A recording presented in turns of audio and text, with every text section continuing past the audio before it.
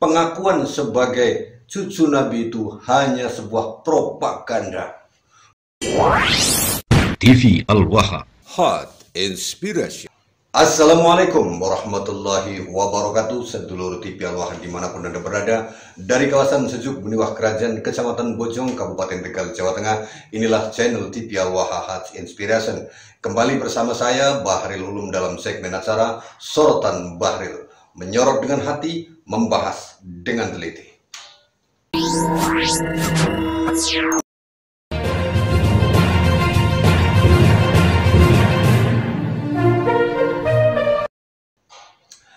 Sedulur TV Al-Waha, pada perjumpaan kali ini kita akan menyoroti sebuah statement dari seorang ahli sejarah, yaitu Dr. Sunyoto, di mana beliau sudah wafat beberapa tahun yang lalu. Namun apa yang beliau sampaikan menjadikan kita harus tersadar bahwa ada sebuah agenda besar untuk menghancurkan negara kesatuan Republik Indonesia ini dan juga Nahdlatul Ulama, sedulur TV Al-Waha. Nah, sebelum kita soroti dan kita bahas bersama, kita dengarkan terlebih dahulu apa yang disampaikan oleh beliau Dr. Sunyoto, ahli sejarah Nahdlatul Ulama.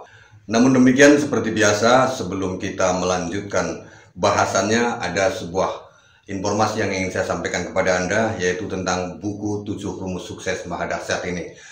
Apabila Anda ingin mendapatkan buku 7 Rumus Sukses Mahadahsyat karya dari kami, dari Bahril Ulum, itu Anda bisa mendapatkan di nomor 088214998123. Buku ini berjudul 7 Rumus Sukses Mahadahsyat, diberi komentar oleh Rektor Universitas Sains Al-Quran di Jawa Tengah di Wonosobo, Profesor Dr. Kiai Haji Mukhotob Hamzah MM.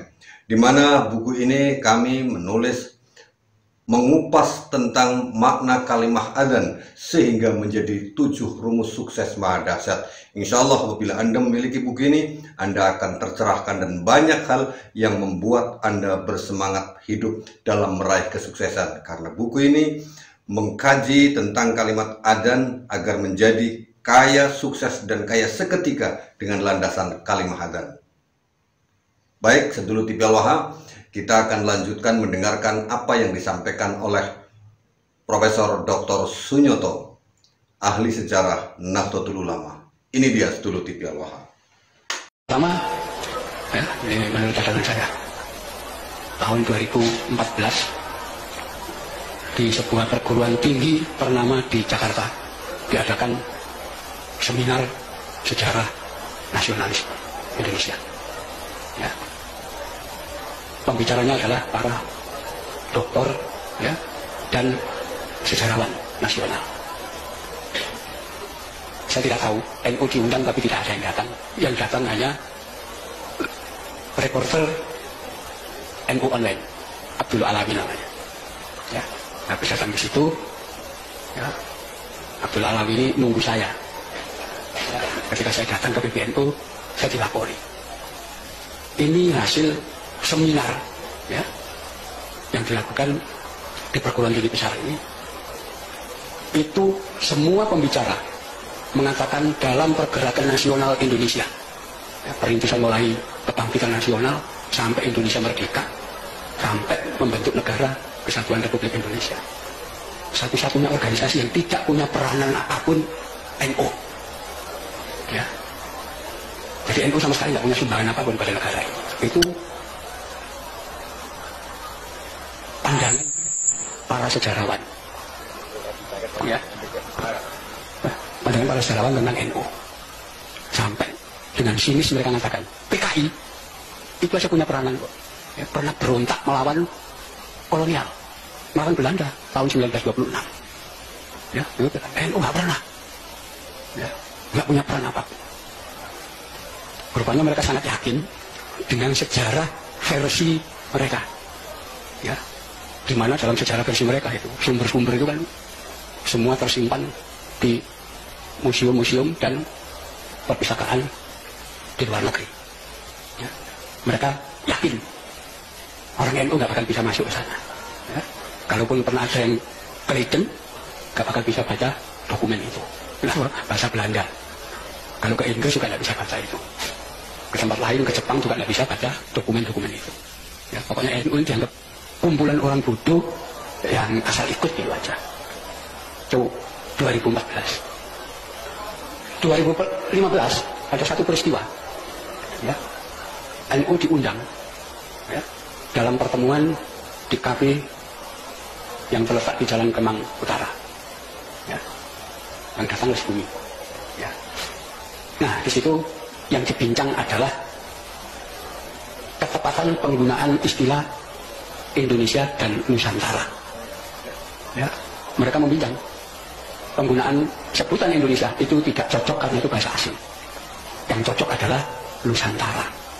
Ya, rupanya di situ NU diundang karena mereka menganggap NU itu Islam Nusantara. Ya, itu tanggal 17 Oktober 2015. 3 hari kemudian tanggal 20 Oktober 2015 kita diundang lagi di tempat yang sama, tapi kali ini bahasanya lain. Ya, ada 2 tema utama yang dibahas.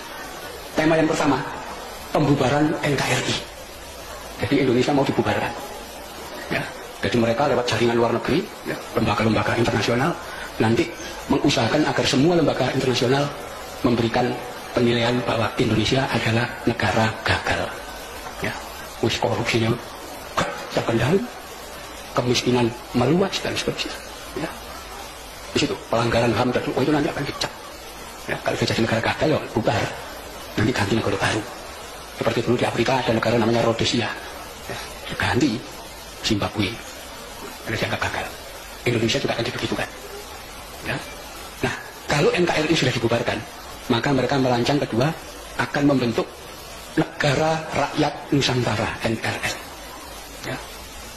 Yang untuk saat itu sudah terbentuk, wali negaranya namanya Yudi Samhudi Syuuti. Ya, 20 Oktober itu. Jadi jelas mau membubarkan NKRI. Yang tidak pernah mereka sangka dan tidak pernah saya pikirkan, 2 hari kemudian 22 Oktober Presiden Jokowi, ya, menetapkan 22 Oktober sebagai Hari Santri. Ya, dan yang di luar perkiraan mereka, begitu Hari Santri ditetapkan 22 Oktober, pesantren se-Indonesia itu upacara bareng dan sepakat NKRI harga mati. Ya, oh, itu rencana kacau mereka. Ya, tapi mereka masih melanjutkan rencana itu. Ya, salah satunya kita bisa lihat gerakan 411 dan gerakan 212. Mereka yang biayai. Ya, mau menggulingkan Jokowi, bukan hanya menggulingkan Jokowi, tapi mau bubarkan Indonesia. Itulah tanggal 212 itu bagian dari kelompok ditangkap sama Polri. Dua berani. Termasuk nanti diikuti pembubaran ATI. Memang jaringannya ke sana nanti. Karena Indonesia akan dibagi 2, Negara Rakyat Nusantara itu wilayah Indonesia Timur, Indonesia Barat. Ya, Kalimantan sampai Sumatera itu khilafah bentuk negaranya. Ya, itu fakta. Ya, itulah tanggal 29 Oktober saya ketemu Kiai Said Akil di Juanda, Surabaya. Saya laporkan, ya, pada beliau ini. Beliau lihat tuh, ini makar nih sudah membubarkan negara dan bikin negara baru. Ya. Ya. Jadi nanti kalau Negara Rakyat Nusantara ini terbentuk, setiap satu warga negara itu dikasih tanah 2,5 hektar dan uang 160 juta. Ya, itu rancangan mereka, dananya gede. Dan ini dibalik itu ada kekuatan besar. Ya, itulah, ya, yang saya Akil melaporkan peristiwa itu ke Kapolri, ke Panglima dan kepada Presiden. Itu semua ada. Itu. Jadi itulah yang kemudian menjadikan pemerintah sudah mengetahui ketika muncul gerakan 411 dan 212 dan nanti akan diteruskan pada gerakan yang lain. Perhatikan fakta-fakta yang terungkap pada 2-3 tahun terakhir ini. Baalwisasi Yamanisasi masif terjadi di Indonesia bagian barat. Tema dan nuansa yang diusung adalah khilafah. Puzzle-nya sesuai dengan penjelasan Kiai Haji Agus Sunyoto yang mengatakan Indonesia akan dibagi 2. NRN itu wilayah Indonesia Timur. Indonesia Barat, Kalimantan sampai Sumatera itu khilafah bentuknya. Bentuk negaranya, itu fakta. Itu Indonesia Barat ya. Nah, sekarang untuk Indonesia Timur yang rencananya akan menjadi NRN, klan Habib Alwi akan bergerak melalui apa? Atau menggunakan instrumen apa untuk menguasai Indonesia Timur dan mempropagandakan NRN sekaligus jadi pemimpin atau penguasanya? Baik pada konteks saat itu dan saat ini. Melalui Muhammadiyah? Tidak mungkin. Melalui NU? Juga nggak mungkin. Meskipun NU sedang kesurupan Habib Tai, dalam hal subversif terhadap negara, NU tidak mungkin melakukannya. Jadi melalui instrumen apa? Yang paling suitable terhadap rencana pendirian NRN itu adalah jaringan lembaga Al-Khairat yang didirikan oleh Habib Idrus Salim Al-Jufri yang konon katanya memiliki jaringan ratusan dan sekitar 1.000 cabang lebih. Jaringan Al-Khairat dan Habib Idrus Salim Al-Jufri digunakan untuk menundukkan pikiran masyarakat Indonesia Tengah dan Timur. Melalui apa? Skemanya sama, patternnya sama dengan baalwisasi yamanisasi yang terjadi di Indonesia Barat, yaitu menggunakan propaganda klaim sejarah sebagai senjata utama menanam dan memperkuat pengaruh serta melegitimasi kekuasaan klan Habib Alwi di Indonesia Tengah dan Timur. Dan bahwa pribumi Nusantara di Tengah dan Timur harus tunduk kepada klan Habib Alwi karena pribumi Nusantara berhutang jasa kepada klan Habib Alwi. Kita bisa lihat bagaimana bendera merah putih. Nah, itu dia sedulur TV Al-Waha, apa yang beliau sampaikan, bahwa ada sebuah agenda besar yang mengintai negara kesatuan Republik Indonesia ini, dan ini sangat berbahaya apabila kita tidak bertindak hari ini, sedulur TV Al-Waha. Kenapa? Pada saatnya nanti ketika kita diam membisu, membiarkan rencana-rencana jahat itu mereka laksanakan, maka pada saatnya anak cucu kita bangsa Indonesia tidak lagi merasakan kemerdekaan seperti hari ini. Negara Indonesia akan hilang, hanya tinggal sejarah menjadi masa lalu. Di 30 atau 50 tahun bahkan 100 tahun yang akan datang, Indonesia hanya akan menjadi sejarah bahwa pernah ada negara bernama Indonesia, negara kesatuan Republik Indonesia, namun oleh sekelompok orang diganti sedemikian rupa. Dan ada juga salah satu komentar dari video saya seperti ini, sedulur TV Al-Waha. Seperti ini nih, bahwa ternyata memang mereka yang mengaku sebagai keturunan Nabi Muhammad itu benar-benar sedang memiliki agenda besar untuk menguasai negara kesatuan Republik Indonesia ini, sedulur TV Al-Waha. Pengakuan sebagai cucu Nabi itu hanya sebuah propaganda. Mereka mengaku sebagai cucu Nabi hanya sebuah alat. Tujuannya adalah bukan semata-mata mengajak umat untuk mencintai Rasulullah.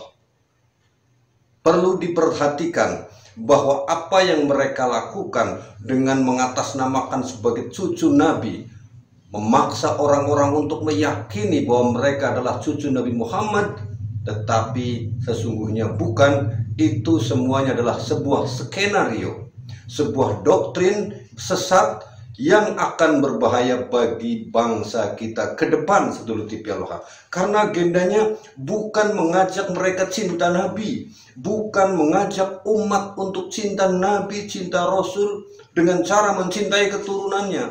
Mereka yang mengaku sebagai keturunan Nabi Muhammad dicintai. Ketika mereka dicintai habis-habisan, mereka dipuja, disanjung karena kita anggap sebagai cucu Nabi Muhammad, kita kemudian akan buta tuli. Kita seperti hewan kerbau dicucuk hidungnya, menurut saja apa kata mereka. Pada saat itulah, sedulur TV Al-Waha, negara ini akan mudah untuk dicabik-cabik, bahkan dipecah belah menjadi beberapa bagian. Ini sangat berbahaya, sedulur TV Al-Waha. Nah, karena itulah, sedulur TV Al-Waha, pencerahan-pencerahan semacam ini harus kita perhatikan, harus kita terus melakukannya. Agar apa? Agar generasi bangsa kita kelak tidak terjajah kembali seperti bangsa Indonesia di masa lalu. Kenapa? Nenek moyang kita begitu lama terjajah oleh bangsa-bangsa yang merasa dirinya cerdas, sehingga bangsa Indonesia ini tidak diperbolehkan sekolah, tidak diperbolehkan menuntut ilmu, dibiarkan rakyat Indonesia, nenek moyang kita dalam keadaan bodoh. Nah, hari ini kita terus dibodohi oleh hurufat-hurufat, oleh sejarah-sejarah palsu yang mereka klaim-klaim begitu rupa, Ini adalah pembodohan supaya kita menjadi tetap bodoh, dan kalau kita tidak tahu sejarah yang sesungguhnya, maka kita akan terkuasai dengan mudah. Karena itu, berhati-hatilah sedulur TV Aloha. Mari kita bangkit bersama. Perjuangan Wali Songo Indonesia, Laskar Sabilillah. Saya Bahari Lulung. Assalamualaikum warahmatullahi wabarakatuh.